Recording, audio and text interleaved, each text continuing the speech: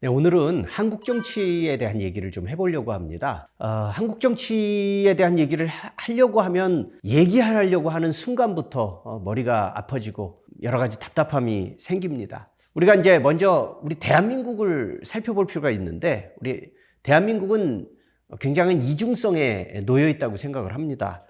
겉으로만 보면 현재 대한민국은 전성기입니다. 어떤 느낌이 아니라 객관적인 지표 자체가 그렇습니다. 여러 면에서 볼 때 종합적 국력이 세계 10위권 안에 들어있고, 또 우리가 요즘에 K문화라는 말을 많이 하지 않습니까?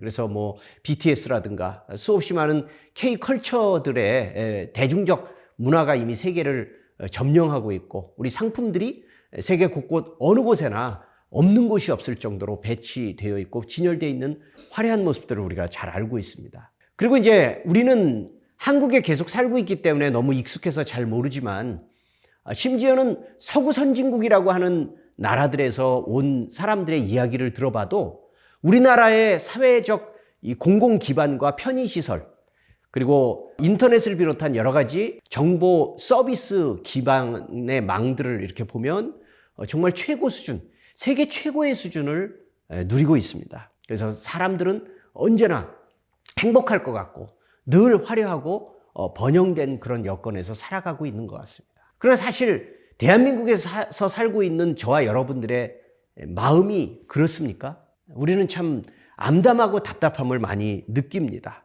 화려한 현상의 이면을 살펴보면 사실은 굉장히 위태합니다. 지난번에도 한번 영상에서 보여드렸지만 무엇보다도 한반도의 위기가 너무 심각합니다. 이 대한민국이, 아니 한반도 전체가 계속 살아남을 수 있을까라는 것이 염려될 정도로 일촉즉발해, 더군다나 봄이 되어서 이미 한미 연합 군사훈련이 곳곳에서 계속 시작이 되었고 또 될 예정이 앞으로도 일정이 쭉 있기 때문에 서해를 비롯한 곳곳에서 분쟁과 또 그것이 전쟁으로까지 비화될 그 위기들이 감지되고 있습니다. 뿐만 아니라 우리는 급격한 기후 위기를 경험하고 있지만 이것을 어떻게 해소해야 될지 지금 굉장히 난망입니다. 지방은 수도권을 벗어나면 일반 보통시든지 광역시든지 지방이 다 소멸될 위기에 처해 있는 것을 우리는 많이 듣고, 또 실제로 그곳에서 살고 있는 분들은 언제나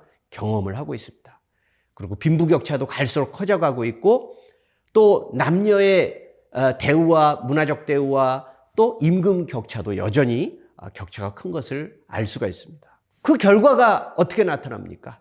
행복해 보이고 화려해 보이고 번영해 보이는 그런 수치와는 상관없이 사람들은, 특별히 젊은 사람들은 결혼을 하지 않고 또 출산을 하지 않는, 결혼하지 않고 출산하지 않는다는 것은 바로 현실이 암담하다라는 가장 확실한 증표일 것입니다. 또 심각한 자살률, 언제나 점점 더 심각해져 가고 있는 이런 모습들을 우리가 볼 때 대한민국은 양면성, 아주 심각한 양면성에 시달리고 있다는 것을 우리가 볼 수가 있습니다.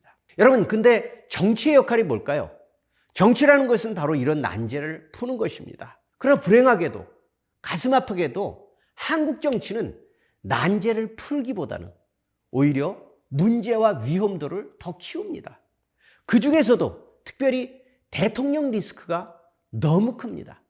대통령이 국가 원수이기도 하고 한국 문제를 풀어나갈 수 있는 중심에 있음에도 불구하고 문제를 풀기보다는 문제를 더 키우는 리스크가 너무 크고, 또 그것이 반복되고 있다는 사실이 우리 대한민국의 현실을 더 암담하게 만들고 있습니다. 우리는 이미 집권한 지 2년 남짓한 시기 동안 겨우 20%에서 30% 정도의 지지율에 불과한 윤석열 대통령이 그럼에도 불구하고 바닥인 지지율 가운데서도 여전히 전국을 휘어잡고 있고 모든 이슈들을 만들어가고 있는, 그러나 그것을 견제도 할 수 없는 그런 암담한 현실을 직접 목도하고 있습니다. 그리고 지금 총선을 앞두고 윤석열 대통령은 어느 때보다 뜨겁게 전국을 누비면서 선심성 공약들, 다시 말하면 선심성이라는 것은 지켜질 가능성도 없고, 아니 그보다 심각한 것은 지켜질수록 불행해지는 그런 공약들을 남발하고 있습니다.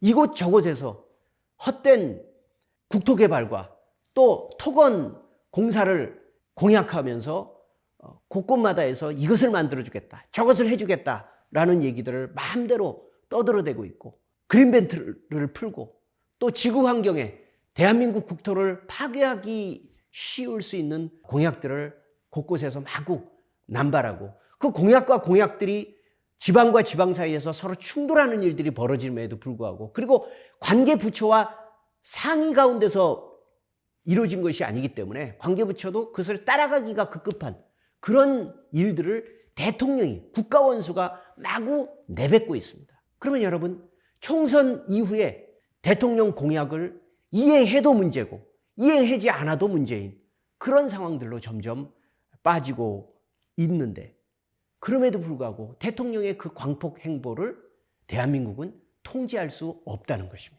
더 큰 문제는 무엇입니까? 이런 퇴행을 막아야 될 야당, 민주당의 역할은 보이지 않습니다. 물론 여러 가지 비판을 합니다. 이것을 하지 말아라, 저렇게 하면 안 된다라는 많은 견제와 또 여러 가지 이야기들을 하고는 있지만 실제로 막아내지는 못합니다.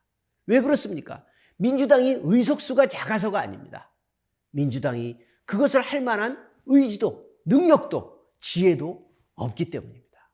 그렇기 때문에 한국 정치는 총체적 위기입니다. 여러분, 그렇다면 우리 한국 정치는 도대체 어떻게 가야 될까요? 답이 있을까요? 방향이 있을까요? 해법이 있을까요? 제 생각입니다. 저는 이렇게 생각합니다. 가장 먼저는 어차피 대통령과 또 여당 같은 경우는 크게 변할 것 같지가 않습니다.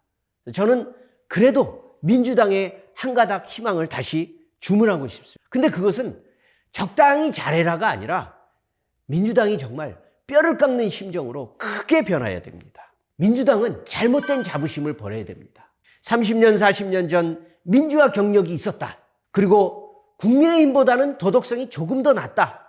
이런 것만 내세우면서 이미 기득권에 물들어 있는 자신의 모습을 보지 못합니다. 민주당은 이미 뒤늦었지만 기득권을 많이 따라가고 있고, 그리고 그들 스스로가 기득권에 물들어 있습니다. 먼저는 멈추기 전에 인정해야 됩니다. 우리가 그런 기득권에 물들어 있다는 것을 인정해야 변할 수 있는데 인정하지 않습니다. 선거 승리를 위해서 원칙과 약속을 거듭거듭 내버렸던 행태를 인정하고 참여해야 됩니다. 우리 그런 말을 많이 합니다. 민주당은 진보 개혁 진영의 맏형이다, 중심이다, 이런 말을 합니다. 그렇습니다. 분명히 그 역할을 해야 됩니다. 그러나 실제로 그 역할을 하고 있습니까? 아닙니다. 함께 힘을 맞대야 될 우당의 필요들을 평소에도 챙기지 않다가 선거만 앞두면 오히려 그들의 몫을 빼앗아서 나에게 힘을 실어줘라 라고 하는 그런 형태로 이기주의를 부리고 있는 것이 지금까지의 민주당의 한 20년 동안의 행보였습니다. 우당을 힘 실어주고 함께 약진하려고 하는 노력을 보이기보다는 평소에도 쌀쌀맞게 굴다가 선거만 앞두면 자기 몫을 더 챙기려고 하고 있는 그런 모습으로는 민주당이 함께 진보 개혁을, 우리 한국 사회의 변화를 이끌어낼 수가 없습니다. 이런 민주당 자체의 변화를 통해서 대통령과 정부, 여당을 견제하고 비판하되 정책 능력과 설득력을 키워야 됩니다. 무조건 목소리를 높이고 무조건 큰 소리를 내는 것으로 다 할 수 없습니다. 더군다나 민주당은 집권 경험도 있는 책임 있는 정당이기 때문에 책임질 수 있는 말들, 그리고 정책적 차이를 가지고, 차별을 가지고 승부할 수 있는 힘을 길러야 됩니다. 그러나 여러분, 민주당에게만 모든 것들을 맡길 수 없습니다. 여전히 민주당에게 그런 주문을 하지만 저는 시간이 가면 갈수록 현재 있는 민주당의 그 모습이 과연 변할까에 대해서 매우 의문스럽습니다. 보다 근본적으로는 정치개혁을 해야 됩니다. 정치판이 바뀌어야 됩니다. 우리 돌아가신 노회찬 의원께서 예전에 그런 말을 하셨습니다. 한국 정치의 해법은 판가리를 해야 된다.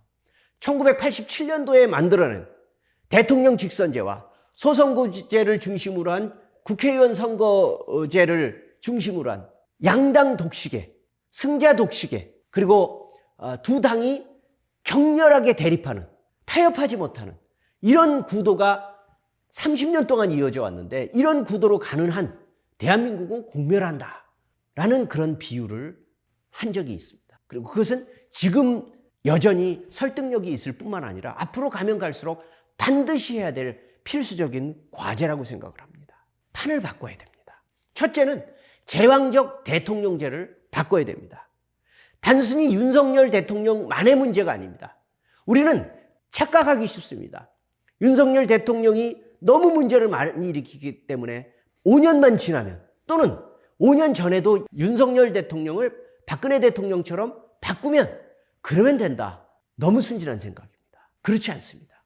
윤석열 대통령이 아닌 대통령이 온다고 할지라도 지금과 같은 제왕적 대통령, 다시 말한다면 더 이상 예전 삼김시대와 같이 모든 대한민국의 전국을 끌어안을 수 있을 만한 거물이 더 이상 등장할 수 있는 그런 시대가 아닌 상황에서 대통령에게 주어진 권한이 너무 큽니다.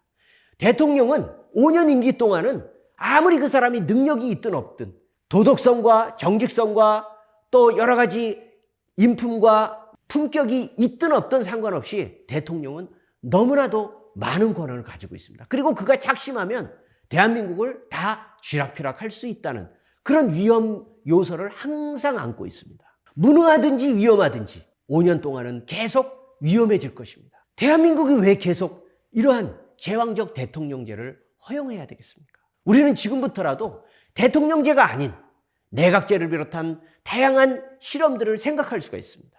그러나 대통령제를 유지한다고 할지라도 분립적 분권형 연립내각을 만든다든지 공동연합정부를 만든다는 것을 지금부터 얼마든지 구상하고 실험하고 시도할 수 있습니다. 우리는 지금 총선을 앞두고 여당과 야당이 비례 정당을, 연합정당을 만들었습니다. 그러나 그런 식으로 선거를 앞두고 꼼수를 위해서 만들어내는 연합정당이 아닌 상시적으로 운영될 수 있는, 계속 함께 해나갈 수 있는 그런 연합 정치를 지금부터 시도해야 됩니다. 두 번째는 지금 국회의원 소선거구제를 근본적으로 바꿔야 됩니다. 국회의원 소선거구제라는 것은 한 지역구에 다득표 한 표라도 앞서면 그 사람 딱 한 사람만 당선되는 겁니다. 어찌 보면 아니 다수결의 원리, 민주주의의 다수결 원칙에서 당연한 거 아니냐 이렇게 말할 수 있지만 이렇게 유지되는 한 항상 이미 전국적 기반을 가진 두 정당만 유리합니다. 땅 짓고 헤엄치기처럼 민주당과 국민의힘은 어떤 상황에서도 집권당 또는 제1당이 되는 것은 너무나도 쉬운 일입니다. 그리고 그 두 정당은 영남과 호남에서 거의 싹쓸이를 하게 되고 또 수도권은 나눠먹기를 하기 때문에 그들은 모든 전국을 다 두 정당에서 쥐락펴락 하게 되고 또 그 정당들이 아닌 또 다른 사람들의 생각과 구상과 또 역할들은 무시되게 됩니다. 그래서 두 정당의 관심사를 벗어난 정책과 국민은 대변할 수 있는 기회가 아예 사라져버립니다. 자, 이제 총선이 얼마 남지 않았습니다. 정말 임박했습니다. 우리가 유권자의 입장에서 선거를 앞두고 마음이 신나고 행복하고 즐거운 것이 아니라 깜깜하고 답답하고 어둡습니다.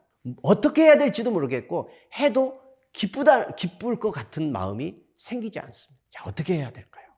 지금 말씀드렸던 여러 가지 정치 개혁의 과제들을 정당과 정치인이 스스로 각성해서 실천할 수 있을까요? 저는 기대하지 않습니다. 그렇게 일어날 것이라고 생각하지 않습니다. 유일하게 일어날 수 있는 가능성은 국민의 민심, 유권자의 표심을 정당이, 정치인들이 종잡을 수 없어야 됩니다.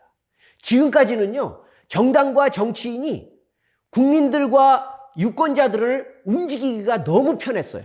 왜 그렇죠?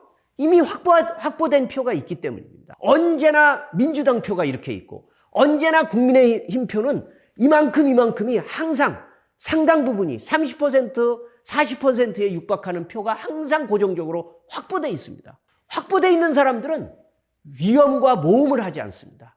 굳이 국민의 눈치를 보지 않습니다. 국민들을 두려워할 수 있으려면 국민들의 마음이 어디 있는지 몰라야 됩니다. 유권자들이 어떻게 움직일지를 종잡을 수 없어야 됩니다. 그래서 이번 총선에 저는 유권자들, 국민들이, 정치인들이 바짝 긴장할 만큼, 기성 정당들이 깜짝 놀랄 만큼 놀라운 변화를 이뤄냈으면 좋겠습니다. 어떻게 함부로 할 수 없을 만큼 총선에서 많이 흔들릴수록 좋습니다. 기성 정당이 흔들릴 수 있을 만큼 흔들리는 것이 저는 앞으로의 대한민국을 위해서, 한국 정치를 위해서 꼭 필요한 과정이라고 생각합니다. 그 자체가 좋은 결과가 아닐지라도 과정으로는 불가피합니다. 엄청난 지각 변동이 일어날 수 있는 총선이 될 수 있으면 좋겠습니다. 그래서 두 야당이 바짝 긴장하고 앞으로는 국민들을 함부로 할 수 없구나, 내 맘대로 국민들을 주무를 수 없구나 라는 마음을 두 정당이, 또 정치인들이 가짐으로 인해서 앞으로는 국민들을 정말 두려워할 수 있는 그런 한국 정치가 될 수 있는 첫걸음이 이번 총선에서 만들어질 수 있기를 저는 그렇게 기대합니다. 여러분들은 어떻게 생각하시는지 여러분들의 생각들도 댓글에서 남겨주시면 좋을 것 같습니다. 감사합니다.